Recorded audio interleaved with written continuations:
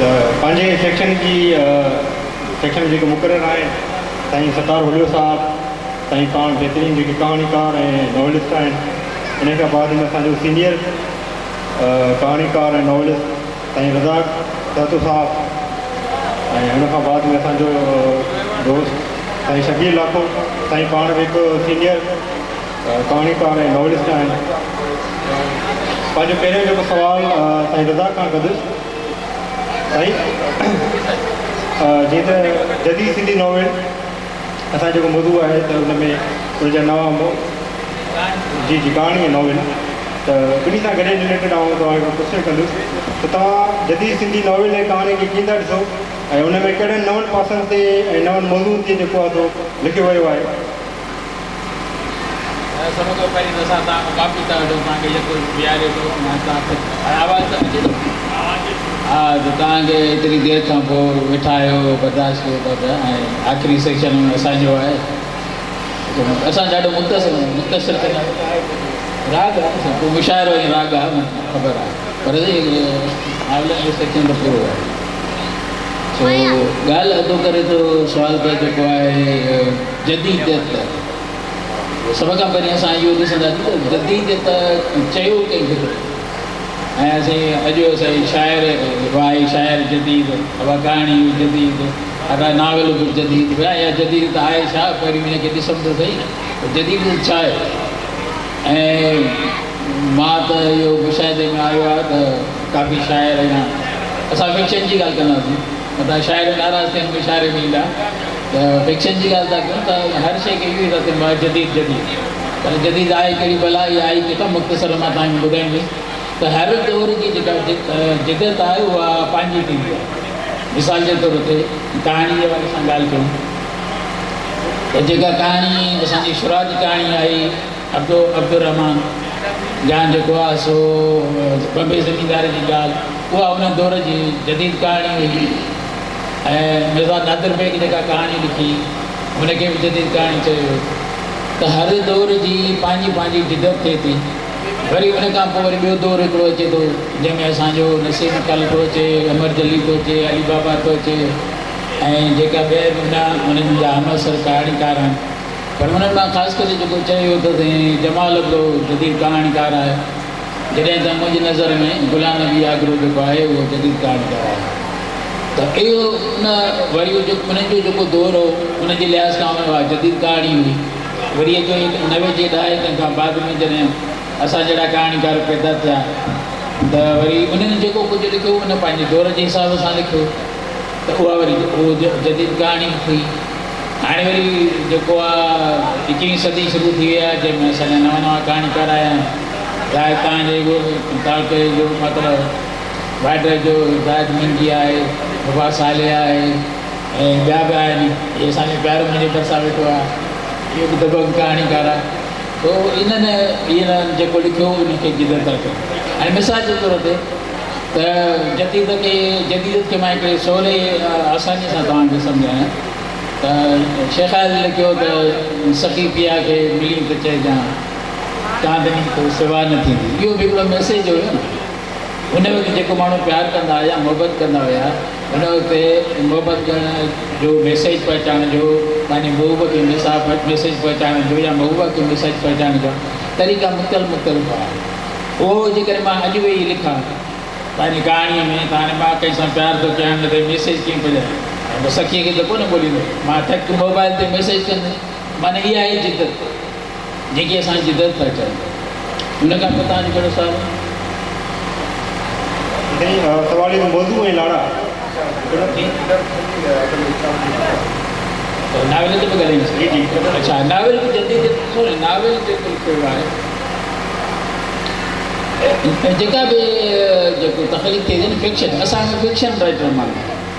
मिसाल समाज में जेको कुझु थिए थो, जेकी सियासत थिए थी या हुन में के हादसा थियनि था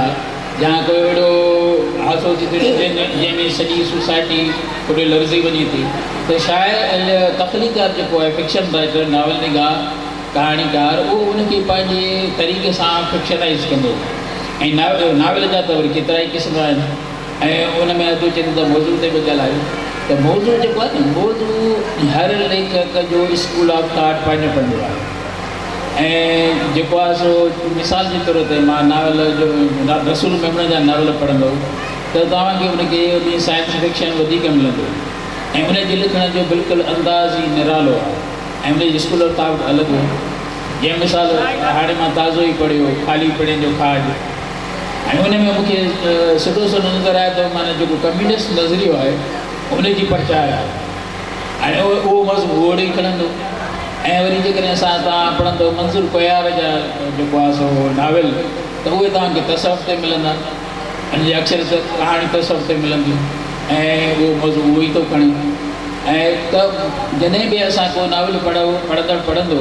सभ खां पहिरीं उन में जंहिं मां त इहा ॻाल्हि कयां थो बरमला इहो वीचार कयां थो त जंहिं वटि पंहिंजो स्कूल ऑफ थॉट न आहे न हुनखे लिखण जी ज़रूरत बि न आहे, छाकाणि त उहो जेसिताईं पंहिंजो क्लियर बीहन नथो हुजे त पढ़ंदड़ खे त मुंझी पवंदो। ऐं जेके मुंहिंजे तजुर्बे में कुझु नावेल अहिड़ा गुज़रिया आहिनि जीअं मिसाल असांजी ख़बर त वॾो इल्मु असांजे दोजरनि सां या सीनियरनि सां इहो आहे, हुन वीचारनि खे ख़बर ई कोन्हे की मां जो नावेल लिखां त अदा शुरू त कंहिं अदा कहिड़ी धारा में आहे, अदा सीरियलिज़म में आहे, अदा जेको आहे साईं रियलिज़म में आहे, मैजिक रियलिज़म में आहे, अदा ई सुपर रियलिज़म में आहे, हीअ कहिड़ी धारा में मां लिखियो आहे। मां जॾहिं हिकिड़ो नावेल पढ़ियो जेको आहे सो आगमकरी, मां पंहिंजे हुनजे राइटर खां पुछियो फ़ोननि मथां फ़ोन अदा मुंहिंजो नावेल मोकिलियो त मिली ॿुधाए त सही हिन नावेल जो छा आहे। मां चयो तूं जेको नावेल खे ॿिनि हिसनि में विरायो आहे उहो आगम तो जेको लिखियो आहे उहो कहिड़ी हुन में लिखियो अथई, उहो ख़बर आहे त जेको लिखियो अथई उहो छा में लिखियो अथई। हुनजे साईं मां चयो तूं पढ़ थो ॾेखारीं, वॾो पढ़ में झिटकियूं वञे वरी पना था किरनि वरी तूं तो गुज़रे थो, साईं मां त ईअं ई ॾेई छॾियो आहे जेको आहे मूंखे त ख़बर ई कोन्हे त हुन में छा आहे। हालांकि उहा सीरियलिज़म में त मां हुनखे चयो बाबा तूं सीरियलिज़म में लिखी वियो आहीं ऐं वरी जेको ॿियो जेको पोर्शन ॼण त जेको फिलासफ़र वेठी थो ॻाल्हाए,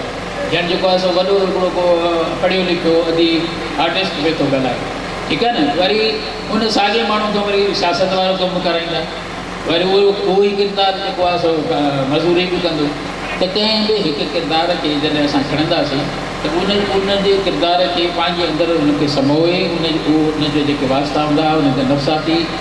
पहलू ऐं ॿिया केतिरा बि मां जेको महसूसु कयो आहे। अदा मूंखे टाइम ॾिनो त मां बसि ॾियां हा छो पर सॼो ॾींहुं वेठा कुझु त ॿुधो तो साईं इहा महफ़िल असां तव्हांजे लाइ सजाई आहे ऐं वॾी महिरबानी। बसि इहे ॻाल्हियूं था कयूं त जेको असांखे अॻु में ॾिसण में अचे थो त असांखे मां जेको पंहिंजे तौर ते थोरो घणो नक़ाद बि आहियां, मां नक़ाद जी नज़र सां पढ़ंदो आहियां, शाइरी पढ़ंदो आहियां। त उन में जेको आहे त मां ॾिठो आहे त असांजी चाहे कहाणी हुजे चाहे नावेल हुजे, नावेल त कल्ह जी ॻाल्हि आहे 2-3 सालनि खां नावेल लिखे थो वञे, पर असांजी कहाणी 100 साल पहिरीं असांजी कहाणी लिखी आहे उहो 100 पूरा। त असां मूंखे जेको आहे ॿिनि क़िस्मनि जो हिकिड़ो कहाणी में मिले थो। हिकिड़ा उहे कहाणीकार आहिनि जेके असांजी रवायती कहाणीकार आहिनि, मिसाल जे तौर ते रवायती कहाणीकार केरु आहिनि, जमाल अब्दो आहे, वसीम फरल आहे, अली बाबा आहे, उनजे अमर जलील आहे, त उन्हनि जी जेके असांखे कहाणियूं मिलनि थियूं उहे रवायती कहाणी। वरी हिकिड़ा कहाणीकार अहिड़ा अथव जिन असां जेके 20वीं सदी जे शुरूआत में जेके धाराऊं आहिनि जिन जा मां नाला खणी, सीरियलिज़म थी या डाडाइज़म थी या उन खां पोइ जेको आहे मैजिक रियलिज़म थी, एब्स्ट्रैक्ट आर्ट थियो, त उन में लिखण जी कोशिशि कई आहे। उन में थोरा कहाणीकार मिसाल ते मुश्ताक शरो आहे, इख़लाक़ अंसारी आहे, ऐं वरी उनखे पोइ ते अचो त मुनवर सराज आहे, ऐं वरी ॿियो अथव साईं नसीम पारसका। माना इहे 2 पोर्शन असांखे कहाणी जा नज़र अचनि था। वरी उन खां पोइ अॻिते हलो 91 जे दौर में जेके कहाणीकार पैदा थिया उन्हनि वरी जेको उन्हनि में कुझु अहिड़ा कहाणीकार हुआ जिन नफ़्सियात ऐं शहरी ज़िंदगी ऐं कहाणीअ खे जेको आहे न शहरी ज़िंदगी में खणी आयो। हुन में पोइ हाणे जेको आहे सो जीअं मिसाल हफ़ीज़ कुंबर हो, रमतला मानोठी आहे,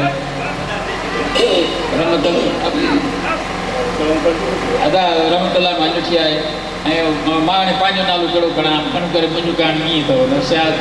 शहरी ज़िंदगी ऐं इहो तव्हां जिन दोस्तनि पढ़ी हूंदो मिसाल जेको काफ़ी दोस्त ज़ाहिद वेठो आहे, हेॾा वेठो पढ़ंदो वेठो आहे, ज़ालिम क़िस्म जो पढ़ंदो वफ़ाज़ साले, त उन्हनि खे तव्हांखे बिल्कुलु डिफरेंट नज़र ईंदो। तो इहे मौजूद जेके हुया फ़िलहाल मां हिन ते वाइंड अप थो कयां त इहे डिफरेंट शयूं तव्हांखे नज़र ईंदियूं पर असांखे अॼु जो नकाद ॿुधायूं वरी जेका नकाद जी असां वटि घोट आहे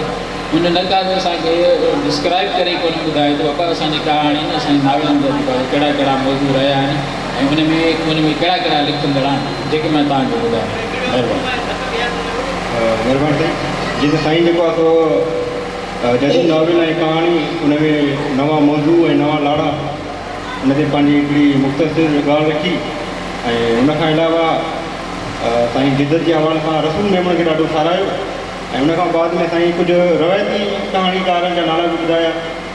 त उहो कुझु कहाणीकार जेके रवायती अंदाज़ में लिखियो हुजनि। हाणे मुंहिंजो ॿियो जेको सुवालु आहे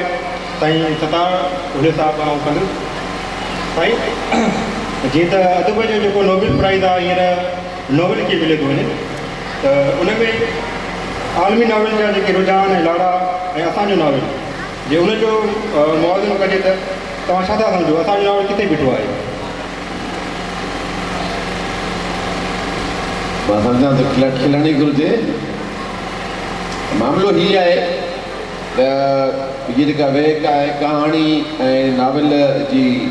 गॾियल तौरु सिट्रॉ में रखी वई आहे। थियण त ईअं खपंदो हुयो त नावल जो जेको कैनवास आहे उहो ॾाढो वॾो आहे ऐं हुनजे लाइ हिकु अलॻि सेशन हुअणु खपे हा ऐं हुन ते नावलिस्ट जेके आहिनि जेके नावल लिखनि पिया ऐं जेके नावल ते गिरफ़ रखनि पिया ऐं नावल जे मुख़्तलिफ़ पासनि ते ऐं मुख़्तलिफ़ मौज़ूअनि ते ऐं मुख़्तलिफ़ उन्हनि जी जेका जौहर आहे जेको सिंध जे अंदरि आहे या सिंध खां ॿाहिरि आहे या इंडो पाक में आहे या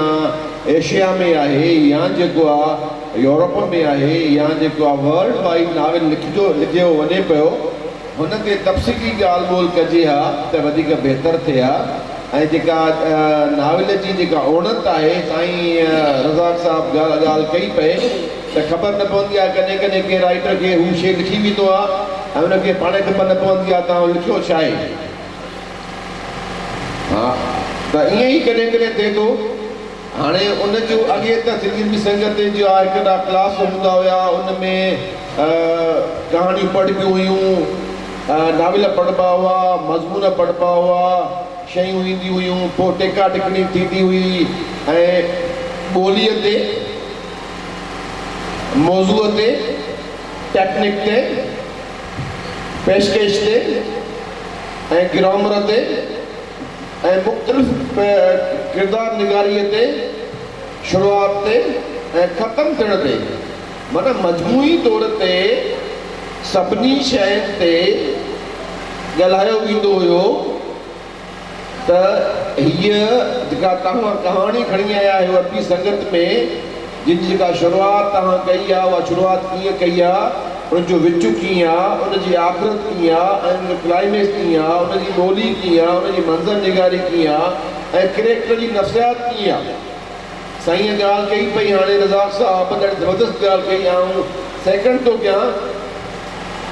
त असांखे लॻंदो आहे त असांजा जेके राइटर्स आहिनि उहे पाण खे अलाए छा सम्झंदा आहिनि ऐं उहे असांजे मथां अहिड़ा कैरेक्टर मथे मणंदा आहिनि जेके लॻंदा आहिनि त वॾा फिलोसॉफर आहिनि ऐं उन्हनि जा जुमिला एॾा वॾा ताक़तवर हूंदा आहिनि। उहे वेठे वेठे सियासत ते ख़बरूं कंदा वेठे वेठे डॉक्टरी ते ख़बरूं कंदा वेठे वेठे राज़ी ध्यानु थी वेंदा वेठे वेठे अलाए छा छा थी वेंदा आहिनि। माना कैरेक्टर जेकॾहिं बूट पॉलिश वारे जो आहे त उनजी लैंग्वेज बि बूट पॉलिश वारी जहिड़ी हूंदी। जेकॾहिं बूट पॉलिश वारो कैरेक्टर आहे त हुन वटि कस्टमर जेके ईंदा त उन्हनि जी लैंग्वेज बि ओड़ी हूंदी। जेकॾहिं कैरेक्टर रेड़ी वारे जो आहे त हुनजो बीहक लॻा लैंग्वेज स्टाइल होको बि उहो रेड़ी वारे जो हूंदो। ते ईअं थो खपाए छोला थो हमरा ख़बरूं थो करे अलाए कहिड़ियूं ईअं मुमकिन कोन्हे। हीअ असांजा सिंधी माण्हू सिंधी राइटरनि जी वॾे में वॾी ग़लती इहा आहे त हू पंहिंजे कैरेक्टर जी नफ़सियात खे सम्झंदा ई न आहिनि। पंहिंजो ज़हन माना राइट मां सम्झां थो साईं जेकॾहिं मूंखां पोइ ॻाल्हाईंदो त एग्री कंदो त राइटर किथे न किथे कहाणीअ जे कंहिं न कंहिं किरदार में सिट में जुमिले में हूंदो आहे। स्कूल ऑफ थॉट जी साईं जी ॻाल्हि कई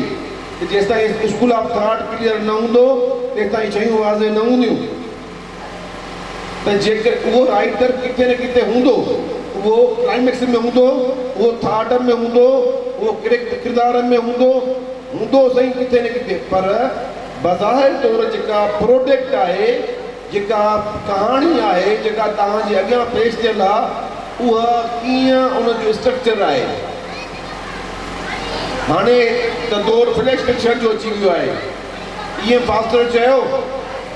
त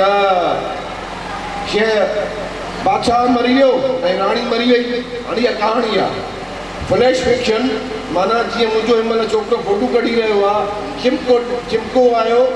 ईअं ई हिकु कहाणी आई हिकु सिट जी, बादशाह मरी वियो, राणी मरी गई। हाणे कारी वञी सोचे त इहो बादशाह मरंदो त पोइ राणी कीअं मरंदी, इहो सॼी सल्तनत कीअं मरंदी, सॼी भञटरा कीअं थींदी, मुल्क कब्ज़ेट कीअं थींदो, पोइ माण्हू कीअं मरंदा, पोइ दरिया काॾे वेंदा ऐं मईशत कीअं तबाह थींदी। हाणे कारी सोचे वञी। मुंहिंजी हिकिड़ी कहाणी हुई त सिदतुल मुंतहा तां हू ॾिसे थो त दुनिया मां दुआऊं पंहिंजो मुदो पूरो करे आसमान ॾांहुं मोटी चुकियूं आहिनि। इहा हिकिड़ी कहाणी आहे। हाणे हिन में प्लॉट किथे कीअं ॾिसबो, मंज़र निगारी कीअं ॾिसबी, ॿोली कीअं ॾिसबी, हिन में दूरंदेशी कीअं ॾिसबी, हाणे कारी पढ़े वञे छो त असां टाइम कोन्हे को हाणे कारीअ जे मथां आहे त उहो कहाणी खे सम्झे वञी।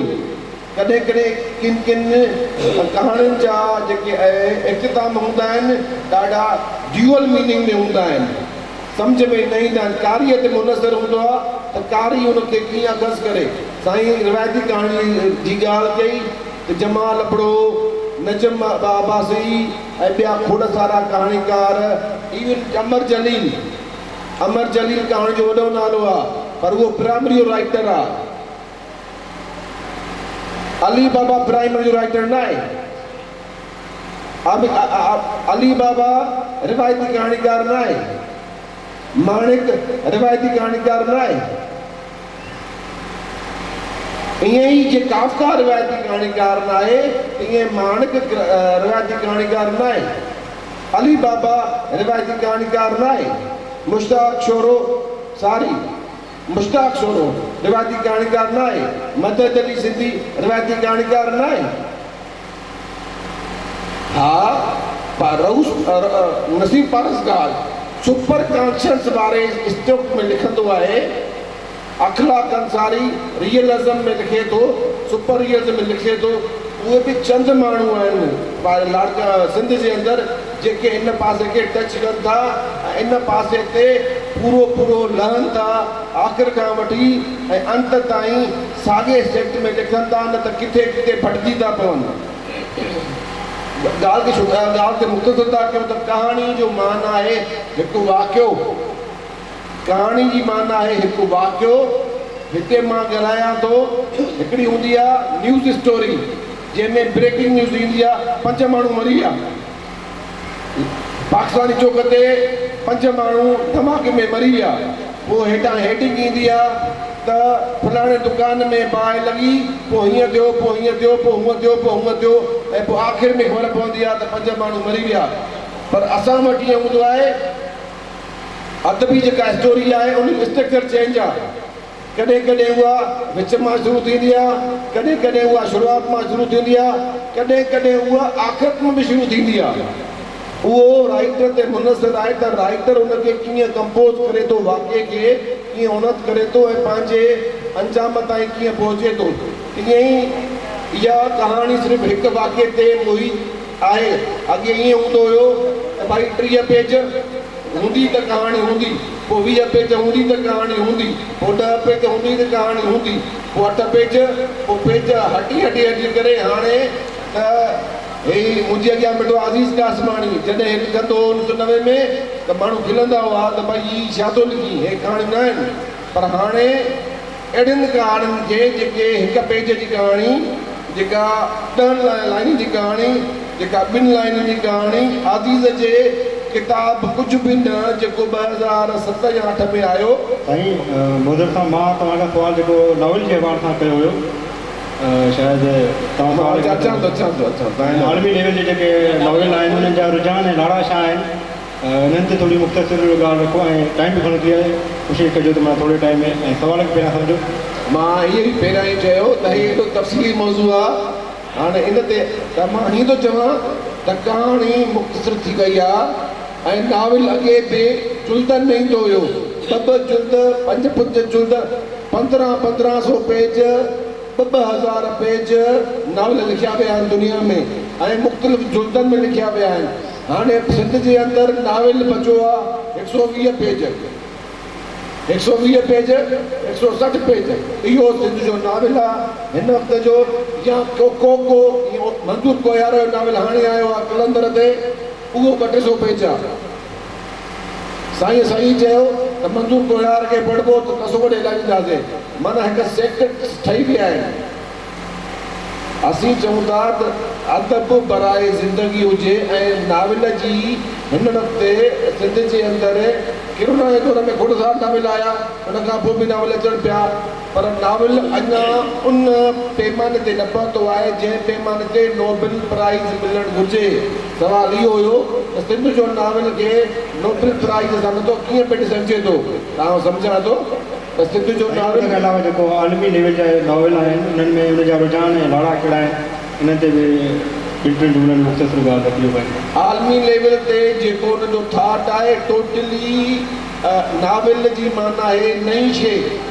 नाविल जी माना ई नई शइ आहे, माना उहा शइ जेका बिल्कुलु नई हुजे। नई छा में हुजे? पंहिंजे ख़्याल में, नई छा में हुजे? पंहिंजे टेक्निक में, नई छा में हुजे? पंहिंजे उणत में। त जेके बि अदबी तौर ते नोबेल इनाम ॾिना विया आहिनि, उन्हनि नोबेल प्राइज़ मिलण जूं जेके शयूं आहिनि उहे घणे भाङे नयूं आहिनि, उहे यकसन शिकार न आहिनि, उहे रिवायती न आहिनि। त हर उहा नई शइ जेका नाविल में ईंदी उहा उनखे उन दौर जा माण्हू या नोबेल प्राइज़ कमेटी जेका आहे उहा कंदी आहे। पर उते का मोनोपोली बि आहे, सम्झंदो आहियां, मुंहिंजी सम्झ इहा आहे त हुते बि मोनोपोली आहे। हुते बि हो जेको आहे मुख़्तलिफ़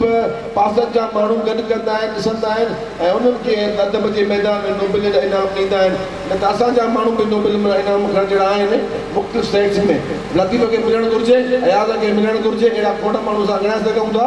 जंहिंखे नोबेल इनाम मिलणु घुरिजे ऐं उन्हनि जी एतिरी वक़्त विसार आहे। सो बाक़ी त ॿिया दोस्त बि वेठा आहिनि ऐं साईं सुवाल नओं ईंदो ऐं नई ॻाल्हि थींदी। बाक़ी मौज़ू तमामु घणो आहे ऐं टाइम थोरो आहे। महिरबानी साईं ख़ता। साईं शबीर, तव्हां खां जेको आहे उहो कहाणी जे हवाले सां हिकिड़ो सुवालु कंदुसि। साईं, जेकॾहिं कंहिं कहाणी अंदरि किरदार न हुजनि ऐं न क्लाइमेक्स, उन कहाणी खे अव्हां फनी लिहाज़ खां कीअं था ॾिसो? महिरबानी काशिफ़, सवालनि खे डाइवर्ट थो करे। महिरबानी काशिफ़, मां इहो चवंदुमि सभ खां पहिरियों त मां जिन शख़्सियतुनि सां गॾु वेठो आहियां उन्हनि जे मुक़ाबले में मां पाण खे हिकिड़ो नंढो ज़रूरु थो सम्झां। हीअ कहाणी जो मैदान जेको आहे त वॾो हिकिड़े रेगिस्तान जीअं आहे जंहिंमें मां हिकिड़ो ज़रूरु आहियां। रज़ा सहतो साहिबु ऐं सतार ओलियो साहिबु पाण हिन फील्ड जा माण्हू आहिनि। मौज़ू जेको असल में हुयो त नवां लाड़ा ऐं मौज़ू जेके आहिनि उहे कहाणी जा या नाविल जा, नाविल हुजे या कहाणी हुजे, इहे ॿई आहिनि कहाणी। पोइ हाणे 2-3 कहाणियूं मिली करे जमा करे उहे हिकु जॾहिं चैप्टर जे अंदरि हलनि थियूं, किताब जे अंदरि हलनि थियूं, त असां हुनखे जेके रिलेटेड कहाणियूं निकिरनि था उनखे नाविल चऊं था। बाक़ी जेका सिंगल में आहे त उहा कहाणी आहे। त असल में इहा आहे ई कहाणी। ऐं हिन वक़्तु जेके लाड़ा हली रहिया आहिनि, पंहिंजो नाविल में चइजे या कहाणी में चइजे, त उहे घणे क़दुरु जेको ट्रेंड हली रहियो आहे उहो यूनिवर्सिटी ते ऐं हॉस्टल ते ऐं लव स्टोरी ते जेको आहे त साईं लाड़ा ऐं मौज़ू जे हवाले सां साईं खां सुवालु कयो। साईं तमामु सुठे नमूने डिफाइन कयो। मुंहिंजो सुवालु इहो आहे त कंहिं कहाणी अंदरि अगरि किरदारु न हुजे ऐं न क्लाइमेक्स, त उन कहाणी खे अव्हां फनी लिहाज़ कीअं था ॾिसो? फनी लिहाज़ खां हुनखे असां आसानी चई सघूं था। किरदारु त हूंदो ई हूंदो, हुन में भले पोइ उहो मुतकलिम फर्स्ट पर्सन में हुजे या सेकेंड पर्सन में, किरदार खां सवाइ त कहाणी थी कोन सघे थी। बाक़ी जेकॾहिं हुन में क्लाइमेक्स न आहे त उहा ज़ाहिरी ॻाल्हि आहे, एंटी क्लाइमेक्स वारे दायरे में आहे। फनी तौर ते हुनखे ईअं ई असां डिफ्रेंशिएट करे सघूं था। कहाणी त पंहिंजी जाइ ते कहाणी ई आहे, हुनखे सिंधी में तव्हां अनाम कहाणी या अकहाणी नालो ॾियोसि या को ॿियो नालो ॾियोसि, कहाणी त कहाणी, हुन में काई ॻाल्हि कान्हे का। बाक़ी तव्हां जेको सुवालु इहो ई रिपीट कयो त कहाणी में किरदारु न हुजे, कहाणी में किरदारु न हुजे त पोइ किरदारु त आहे ई आहे, भले जेकॾहिं उहो किरदारु गाइब बि आहे या त फर्स्ट पर्सन जी पोज़ीशन में मुतकलिम मां पाण ई ॻाल्हाए थो, या जेकॾहिं हुन में गाइब बि न आहे त पोइ बि त हाणे हिकु कहाणी आहे, मशहूरु कहाणी त न पातल बूट सेल जे लाइ, हुन में त किरदारु कोन्हे न पातल बूट। हाणे असां हिते किरदारु कंहिंखे ॻोल्हियूं, न पातल बूट खे ॻोल्हियूं त पोइ उहो किरदारु थी वियो। त इहे किथे न किथे कहाणी में त किरदारु मौजूदु हूंदो ई हूंदो, न त उहा त पोइ का शइ ई कान्हे का। बाक़ी अचूं था हिन वक़्तु जेके लाड़ा हली रहिया आहिनि उहे नाविल जा हुजनि या कहाणी जा, ख़ासि करे नाविल जेको हिन गुज़िरियल 5 सालनि में लिखियो पियो वञे, उहो हॉस्टल ऐं यूनिवर्सिटी खां ॿाहिरि त ज़ोरी कुझु हिकु ॿ राइटरनि उन्हनि खे कढियो आहे, जिन पंहिंजो नेचर ते लिखियो आहे, समाजी मौज़ूअनि ते लिखियो आहे ऐं उन्हनि खे कढण जी उहा करे रहिया आहिनि। लाड़ा ख़ुदि जेके पंहिंजा रस्ता वठंदा आहिनि उहे तहरीकुनि मां वठंदा आहिनि। हिन वक़्तु असांजी सिंध में जेके तहरीकूं नयूं उभरी रहियूं आहिनि, जेकी कंहिं एक्शन जे रिएक्शन में, जीअं पाणी जो मसइलो आहे, केनालनि जो मसइलो आहे, त हीअ हिकु जेका तहरीक या नवनि लाड़नि खे कहाणी में, अदब में, नाविल में आणींदी ऐं इन ते बि लिखिया वेंदा। लाड़ा पंहिंजो पाण तहरीकुनि मां, पॉलिटिक्स मां ऐं पंहिंजो सकाफ़त सां रिलेटेड आहिनि, उहे लिखिजी रहिया आहिनि। ऐं मां थोरो वधीक करे ॻाल्हाईंदुसि त जेका ॿोली अॼुकल्ह नाविल में ख़ासि करे लिखिजी रही आहे उहा तमामु वीक लिखिजी रही आहे। असांजा जेके राइटर लेखक आहिनि उहे अक्सर करे सहाफ़ती ॿोली में उहा शइ लिखनि था, नसर जो एतिरे ताईं जो ॿोलीअ जो ग्रामर जो को बि ख़्यालु नथा रखनि। ऐं ईअं थो लॻे त ॼण के मैट्रिक पास कंहिं साहब इहो नाविल लिखियो हुजे, संदसि जो चवंदा ऐं खेसि जो चवंदा, खेल जो चवंदा ऐं जॾहिं बि उते लिखंदा त मां चयुमि त, हालांकि जॾहिं जुमिले में मां अचे थो त पोइ आख़िर में मां चयुसि थींदो, मां चयुमि न थींदो। ऐं किथे किथे जुमिलनि में ऐं ते ऐं में जे फ़र्क़ खे बि उहो माना विसारे था छॾनि। ईअं थो लॻे त कंहिं अख़बार जेको आहे त सेकेंड क्लास सहाफ़ी हिन नाविल खे घड़ियो आहे या कयो आहे। त जेसीं ताईं असां हुन में ॿोली न ॾींदासीं, हिकु लेखक हुन में आर्ट न पेश कंदो ऐं ईअं न लॻंदो त हीअ कंहिं लेखक जो लिखियलु आहे, तेसीं ताईं असां पंहिंजो इहो नाविल जे हिन मां सुठी उमेद त रखी नथा सघूं। आहिनि कुझु लेखक जेके सुठो लिखनि था, बाक़ी अक्सर जेके त उहो ईअं ई हले थो, मौज़ू ऐं लाड़ा असांजा मौजूदु थी चुका आहिनि। महिरबानी साईं। साईं रज़ा साईं, अव्हां खां हिन मौज़ू ते कुझु पुछणु चाहींदुसि। साईं, अव्हांजी नज़र में कामयाबु नाविल कहिड़ो आहे, उन में कहिड़ा हुजणु घुरिजनि ऐं मौजूदु नाविल अंदरि कहिड़ियूं कमज़ोरियूं आहिनि? ऐं उनखां अलावा कहाणी सां रिलेटेड हिकिड़ो सवालु कंदो तव्हां त कहाणी जे हवाले सां अव्हांजो पंहिंजो तजुर्बो कहिड़नि फनी पासे ते रहियो आहे? इहे ॿई सवाल उमेद सवाल एकदम 3 सवाल करे मां आपसे कमज़ोर आहियां। अच्छा, वरी कहिड़ा सवाल? ठीकु आहे। पहिरियों इहो ॾिसो त अव्हांजी नज़र में कामयाबु नाविल कहिड़ो आहे? अव्हांजी नज़र में कामयाबु नाविल कहिड़ो आहे, उन में कहिड़ा अंसर हुजनि? नाविल ते ॻाल्हायां थो। पहिरीं ॻाल्हि त हीअ थियो जेको असांजो ॻाल्हायो मां हिन सां इख़्तिलाफ़ु रखां ऐं हींअर टाइम न आहे जेको आहे सो हुन ते बि ॻाल्हाइजे। ईअं न आहे त पोइ असांजो सिंधी नावल आलमी लेवल जो नथो लिखियो वञे, असांजो सिंधी नावल आलमी लेवल जो लिखियो वञे थो। नंबर पहिरीं ॻाल्हि। नंबर ॿी ॻाल्हि इहा आहे त जेको अदो जेको आहे ॻाल्हि करे थो त बाबा 90 पेज जो आहे, 120 पेज जो आहे, पोइ त 90 पेज फलाण नावल आहे, फलाण पेजनि ते नावल थोरी हूंदो आहे। नवा नावल में मौजूदु जेको मवाद आहे तव्हां उनखे ॾिसो त मवाद आहे छा तव्हां जेको आहे सो इहे जेके ॻाल्हियूं क़ाइमु कयूं थियूं वञनि ॿुधल सुधल ॻाल्हियूं त नावल सिंधी जा तव्हां जेको आहे कर्नल खे को ख़त नथो लिखे पढ़ो घणा पेज आहे कुल ई जेको आहे सो 95 मतिलबु 100 जे लॻभॻि जेको आहे आउटसाइडर जेको आहे नावल उहो घणनि पेजनि जो आहे इहे पेज न ॾिठा वेंदा आहिनि तव्हां केतिरा ई तव्हांखे नावल मुख़्तसिर मिलंदा ऐं जेको आहे सो उहे वरी शाहकार नावल आहिनि उन्हनि खे नोबल इनाम बि मिले थो पियो ऐं मुंहिंजी मोबाइल हींअर फ्री वई आहे न त मां तव्हांखे ॿुधायां जीअं मिसाल जे तौर ते मां नाला थो खणी तव्हांखे असां स्टडी कई मां सिर्फ़ु उन ते ॻाल्हाईंदुसि जेके मां नावल पढ़िया थी ईअं न सम्झिजो त मां ॿियनि नावलनि खे मां हेॾे होॾे थो करे छॾियां नावल तव्हां पढ़ो जेको आहे रिगल चौक नावल पढ़ो मुंहिंजी जान कोको पढ़ो ऐं साईं चवां डेनाक मंज़ूर कोयार जो पढ़ो साईं चवां कुता नावल पढ़ो तव्हांखे मां समय मिसाल ॾेई सघां थो हलो मां पंहिंजो नावल बि था चवां आख़िरी सैयद पढ़ो आशिक़ औरत पढ़ो साईं चए थो त अधु हिजाब करे थो रुॻो आहे जेको आहे स्कूल कैंपस उहो कैंपस वारो दौरु गुज़री वियो नावल में हींअर वरी तब्दीली अची वई आहे ख़ासि करे पोयनि 2 सालनि में ऐं जेको आहे सो असांजो नावल हाणे नफ़्सियात ते लिखे थो वञे जेको कॾहिं बि नफ़्सियात ते नावल मौज़ूअ ते नावल लिखिया ई न ईंदा हुआ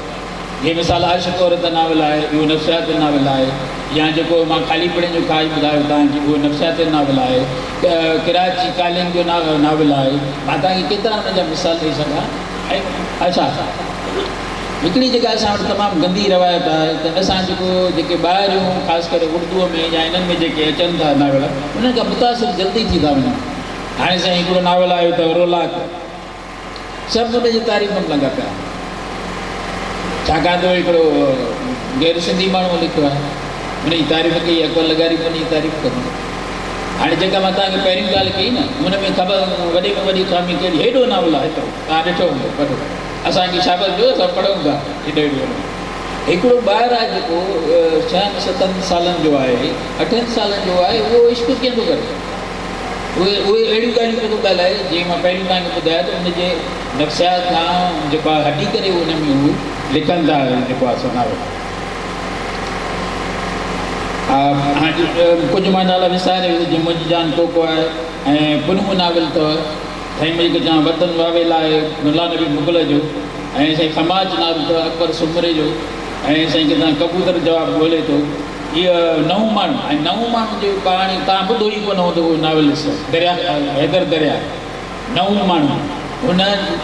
केवलनि जी दुनिया ठाही आहे हेॾो हाणे केवलनि ते कॾहिं असांजो ध्यानु ई कोन वेंदो आहे हुन में हिकिड़ी कोड़ी केवल आहे वॾी उमिरि जी आहे उहे हुननि खे नंढियूं नंढियूं कहाणियूं थी ॿुधाए त माना इहा हिकिड़ी टोटली नवाण आहे असांजे असां इहो चवंदासीं त असांजे न सिर्फ़ु मौज़ूअ में पर असांजो नावल जेको आहे जानदार लिखियो वञे थो पर उनखे छा करणु घुरिजे मां तव्हांजो थोरो टाइम वठंदुमि असां वटि प्रोफेशनलिज़म आहे जेसिताईं असांजे अदब में प्रोफेशनलिज़म न ईंदी त असांजो हुन नावल तरक़ी करे सघंदो कहाणी पंहिंजे ॾढ ते हले थी पई पर नावल हाणे साईं पब्लिशर छा थो चए असांखे मूंखे तव्हां कंपोज़ बि करे ॾियो एडिट बि करे ॾियो प्रूफ बि ॾिसिजो ऐं बसि मां वञी बटर कढायां त वञी पैसा कमाए छो बाबा लेखक जेको आहे सो वॾी महिनत करे बणा असां सॼी राति लिखी लिखी असांजो दिमाग़ ख़राबु थी वञे असांजा जेको आहे घर वारा बेज़ार थी था वञनि त यार हर वक़्तु तव्हां लिखण में लॻा पिया बाबा मुफ़्त में ॾे कमाए वञे जेको आहे असांजो पब्लिशर त जेसीं ताईं असां वटि प्रोफेशन आहे लेखक जेको जीनियस राइटर जेको हूंदो आहे हुनखे तव्हां पढ़ो त मुंहिंजी ज़िंदगी त पढ़ो उहो कंदो छा आहे उहो सिर्फ़ु जेको आहे हिकिड़ो ड्राफ्ट ठाहींदो आहे मां मिसाल मूंखे नावल लिखिणो आहे हिकिड़ो ड्राफ्ट ठाहींदुसि मां नावल जो हुन उहो ड्राफ्ट कंदुसि मां पब्लिशर जे हवाले पब्लिशर वरी पंहिंजो एडिटर विहारींदो उहो एडिटर हुनखे एडिट कंदो ऐं हुन में जेके प्रूफ जी ॻाल्हि मां हिते छा थो चए सभु वीचारे राइटर जे मथां त सभु तव्हां कंदो सो जेसीं ताईं असां वटि प्रोफेशनलिज़म न ईंदी त असां वटि जेको आहे न नावल सही नमूने सां असांजे साम्हूं न अची सघंदो अचो नकाद जे तरफ़ अदा मां तव्हांखे सुवाल वठी थो ॻाल्हायां अचो नकाद जे तरफ़ या असां वटि नकाद कहिड़ो आहे ऐं असां वटि हिकिड़ो नावल जो नावल जे हवाले सां ॻाल्हि कयूं हिकिड़ो नावल जो नकाद अकबर लगारी साहिबु हाणे साईं उहो जेका ॻाल्हि करे माना पथर ते लीक थी वई सभु हुनजे पोइ ॿियो त पोइ मूंखे ॿिया नवां रुझान तयारु थिया जावेद अहमद तयारु लिखे थो साईं अबी बुरगड़ी लिखे थो ॿियो जो साईं बेकर शला अथसि नालो जेको आहे ये बदोश टाइप नालो तो तव्हांजे पासे टाइप न अथनि छा बदोश बि या अहिड़ो अथसि नालो इहे लिखनि था त उहे असांखे ॿुधाइनि था भाई हाणे मां मूंखे एतिरो तजुर्बा मूंखे एबी बुरबड़ी ॿुधाए थो भाई हिन में हीअ शइ आहे हिन में आहे इल्मु आहे न साईं जंहिं वटि इल्मु हूंदो उहो ई ॿुधाईंदो जेसीं ताईं असां वटि ॿ शयूं न थींदियूं हिकिड़ो नक़ाद न ईंदो ऐं उहो जानबदार नक़ाद हुजे ऐं जेको हक़ीक़ी ॻाल्हि ॿुधाए त बाबा नावल में तुंहिंजे में छा आहे डिस्कोर्स करे त बाबा इहे नावल तव्हां छा था सम्झो त जेका राइट तख़लीकार जी उॾाम आहे उनखे नक़ाद पहुची सघे थो त या जहिड़ो कहिड़ो माण्हू पहुची सघे थो ऐं जेको रीडर आहे उहो त असांजो ॾाढो मासूम आहे रीडर जेको पढ़ंदड़ आहे असांजो एॾो प्यारो एॾो मासूम आहे अहिड़ा मूंखां सुवाल कंदा मां चवां मां उन्हनि खे गले लॻाए चवंदो बाबा इहो तुंहिंजो रिएक्शन त मुंहिंजे नावेल ते आयो न ज़बरदस्त आहे उन्हनि वीचारा तालीम जो पुठिता आहे न उन्हनि जो ॿुधो न आहे एजुकेशन विषय असां वटि घणो आहे मां जेकॾहिं हितो मां सम्झां थो जिन कालू भला नावल पढ़ियो हूंदो रसूल मेमण जो भली साईं बि पढ़ियो हुजे मां विहंदोमांसि घर मूंखे ॿुधाए त सही त हुनजो मक़सदु छा आहे जेसीं ताईं हुन राइटर जे अप्रोच ते माण्हू न पहुचंदो त ख़बर न पवंदी मथी कालू भला लिखियो छो करे तो चवण जो मक़सदु आहे त मां साईं सां भली माज़रत सां जेको आहे सो तव्हां भली सिंध जेके 2019 खां पोइ नाविल आया आहिनि तव्हां उन्हनि जी स्टडी कयो ऐं तव्हां उन्हनि खे पढ़ो ॾिसो त असांजो सिंधी नाविल जेको मां हिन जुमिले ते ख़तमु कयां त आलमी मयार जो नाविल अथव महिरबानी तव्हां महिरबानी साईं